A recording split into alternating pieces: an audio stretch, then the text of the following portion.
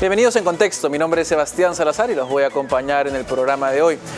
El tema que nos trae es el de la tecnología o la falta de uso de tecnología adecuada en la agricultura en nuestro país. De qué manera aplicarla y proliferarla lograría que haya más productividad y sacaría a una buena cantidad de agricultores de la pobreza. Profundizaremos en esto aquí en Contexto. En Contexto llega gracias a la Fundación Naumann, Universidad César Vallejo, examen de admisión 21 de febrero y los portales. Estamos de vuelta aquí en Contexto y como les adelantábamos vamos a hablar de la agricultura. Es un tema la verdad que nos interesa bastante, particularmente por el hecho de que no estamos alcanzando el potencial que tenemos, principalmente por no utilizar tecnología adecuada o tecnología de punta en cualquier caso.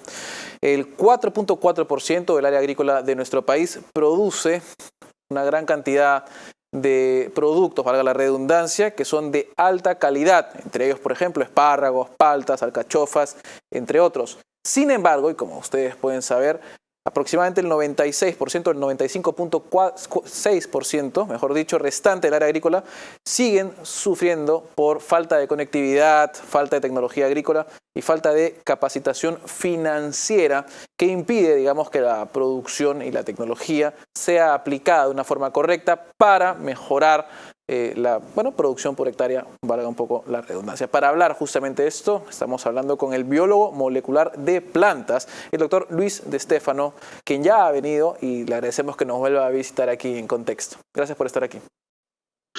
De nada, gracias por la invitación. Bueno, la primera pregunta sería, ¿cuánto es la producción actual de la agricultura peruana y de qué manera se encuentra en comparación a la región? Bueno, tengo entendido, yo no soy muy bueno con las cifras ni con los números, pero el producto agrícola representa aproximadamente el 8% del Producto Bruto Interno.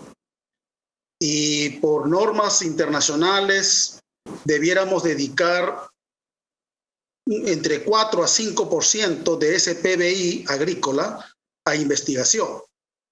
Entonces, si asumimos que nuestro PBI nacional anda por los 260.000 millones de dólares, estaríamos 8% de eso, ¿ah? Debiéramos estar dedicando una buena cantidad de millones de dólares 280.000 sería... a investigación agrícola. Ahora, ¿y cuánto se está destinando hoy por hoy a investigación agrícola? Más o menos. Menos del 1%. Menos del 1%. ¿Y necesitaría eso ser que 8%, nos está diciendo? No. Deberíamos estar entre 4, 5. O sea, estamos, digamos, a un cuarto de la capacidad... Del PBI agrícola, ojo, el PBI agrícola. ¿Y cuál es el impacto que tiene esta falta de investigación en la productividad de los agricultores en el país? Bueno, en la productividad el impacto es grande, ¿no? La mayor parte de nuestros cultivos, con algunas excepciones, como el arroz, por ejemplo, tienen rendimientos por debajo de los promedios mundiales, ¿no? El de papa, por ejemplo, es algo espectacular, algo demostrativo. El promedio mundial anda entre 22, 24 toneladas por hectárea. Y el promedio peruano, o sea, el promedio nacional del Perú, está entre 14 a 15 toneladas por hectárea. En la costa hay muchos paperos que sacan 30, 35 toneladas por hectárea. Wow. Lo que significa que para tener un promedio nacional entre 14 y 15, tiene que haber mucho papero peruano que tiene, y en gran cantidad, que tienen rendimientos extremadamente bajos, ¿no? Ese es un problema. Ahora, ¿y a qué se debe este rendimiento bajo? Bueno, para comenzar, el uso de que no usan semilla de papa, no la semilla botánica, pero sí el tubérculo semilla, certificado, digamos, libre de virus. En muchos países del hemisferio norte es obligatorio. Por ejemplo, yo le voy a hablar de Estados Unidos, que es lo que yo conozco. Un papero de Dakota del Norte, de Idaho, de Minnesota, cada 3 años, cada 3 periodos de crecimiento de cultivo de papa, compra nueva semilla libre de virus. ¿Ya? En el Perú eso casi no existe. ¿Ya? Es un porcentaje muy bajo que no supera el 4, el 5% de paperos que usan ese tipo de tubérculo semilla libre de virus. Entonces eso es para comenzar. ¿Ya? Un científico del Centro Internacional de la Papa decía que cuando uno toma una papa peruana al azar y le hace una preparación al microscopio electrónico, puedes encontrar todo el catálogo de virología de virus vegetales en una sola foto, ¿no? O sea que están llenos de virus, ¿ya? Y eso obviamente disminuye la productividad. Lo otro es la calidad o sea, cómo hacen el manejo, ¿no? ¿A qué se refiere con el manejo? O sea, digamos, qué tipo de abono usan, ¿no? En la costa se usa mucho abono sintético, ¿no? Urea, etcétera, etcétera. Pero en muchos otros lugares se usa solamente estiércol, ¿no? De ganado o composta, ¿ya? Entonces, el cultivo no está bien abonado de esa manera, ¿ya? Uh-huh.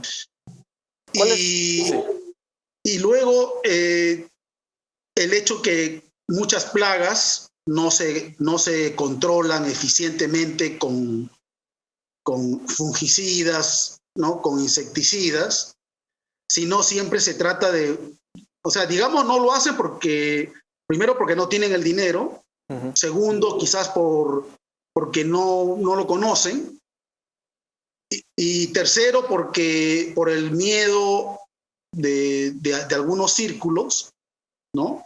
De que no hay que usar nada químico, entre comillas, ¿no? Como si nada de lo que nosotros comemos es químico, todo lo que comemos es químico. Entonces, usar insecticidas o fungicidas de manera cuidadosa no tiene ningún problema. Entonces, son varias los problemas, ¿no? Ahora, hablando de fungicida e insecticidas, digamos, ¿cuál es la adopción, ¿no? Particularmente, ¿cuántas, ya sea paperos o agricultores en general, utilizan ese tipo de herramientas que, digamos, no son algo nuevo, ¿no? No son algo nuevo, son producto de la revolución de los 60, ¿ya? Pero en el Perú tenemos un problema, ¿no? En la agricultura existe lo que se llama la extensión agrícola, y según la ley peruana, la extensión la hacen los gobiernos regionales, pero los gobiernos regionales en realidad no lo hacen, ¿no? Entonces, ¿quién llena el vacío? Lo llenan ONGs y lo llenan los vendedores de productos químicos de las diversas compañías. Ellos llenan ese vacío de recomendaciones, etcétera, etcétera. Entonces, claro, ahí hay un pequeño sesgo de que quieren vender más, aunque muchos de ellos obviamente tienen mucha responsabilidad y les informan, bueno, mira, esto tienes que aplicar tanto por hectárea, tantos litros, etcétera, etcétera, esto se prepara así, o de una manera segura, tienes que vestirte de esta manera, etcétera, etcétera. Uh-huh. Pero en el Perú, lamentablemente, la gente no cumple con esos, por diversas razones, ¿no? Culturales. Y también existe la tendencia a que cuando aplican, dice, bueno, le voy a poner un poquito más para que funcione, ¿no? Y entonces siempre terminan usando más de lo que se necesita. Y eso en realidad al final es contraproducente. Es el equivalente de que alguien use los antibióticos para una infección de manera equivocada y favoreciendo en el largo plazo la aparición de cepas bacterianas resistentes a antibióticos. Entonces, eso es lo que sucede generalmente en nuestro país. ¿Pero por qué? Porque hay una falta de extensión agrícola. Uh-huh. En otros países existen diversos modelos por el cual se cumplen esta misión del Estado, tanto a nivel nacional como a nivel regional.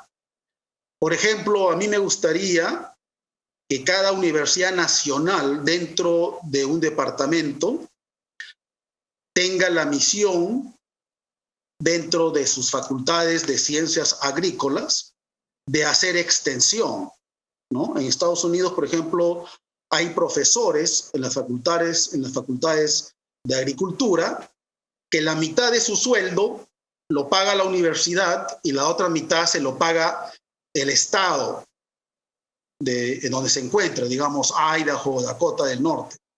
Ese profesor tiene que dedicar 80% de su tiempo a labores de extensión. Y eso es ir a una zona específica eso es y enseñar. Recorrer el estado, visitar a los agricultores, llevándole las últimas noticias de las mejoras, las nuevas variedades, las nuevas tecnologías. Esa es su misión. 80% de su tiempo, 10% de su tiempo a investigación y 10% de su tiempo a enseñanza, o sea, a dictar cursos. Eso, por ejemplo, sería un excelente modelo, ¿no? Pero para eso se necesita, pues, confeccionar lo que García Márquez nos llama la carpintería, ¿no? Nos falta cómo lograr que las cosas se arreglen en blanco y negro para que las cosas funcionen. Claro. ¿No? ¿Cómo hacemos que los gobiernos nacionales trabajen con los regionales, ¿no? Para llegar a este uso. Además, y creo que vamos a hablar justamente luego de la pausa que se viene, sobre las tecnologías que se podrían implementar y que tecnologías que no son necesariamente particularmente nuevas, pero que se podrían ayudar a implementar para ayudar a la producción y sobre todo lo que más se quiere es que los agricultores salgan de la pobreza. Vamos a una pausa y volvemos con más de esto.